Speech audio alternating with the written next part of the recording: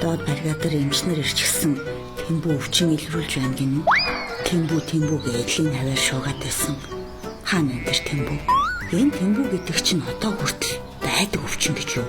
Дээр үед л хүмүүсийн хамар ундаг улаан тариа хийлгэлээ энэ төр гэж ярьдаг байж үлээ. Баруун айлын гомб. Энэ балиар өвчнөөс болж ихнэрийг гомдоож буй юм болсон.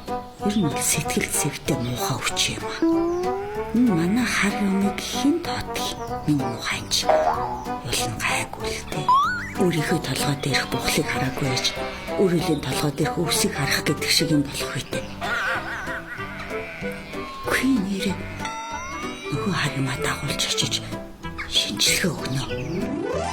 Тэмбүү олон эрэгтэй системийг гэмтээдэг архаг удаан явцтай нууц үе болон 1 2 3 дугаар үе гэсэн үе шаттай явагддаг бэлгийн замын халдварт өвчин юм.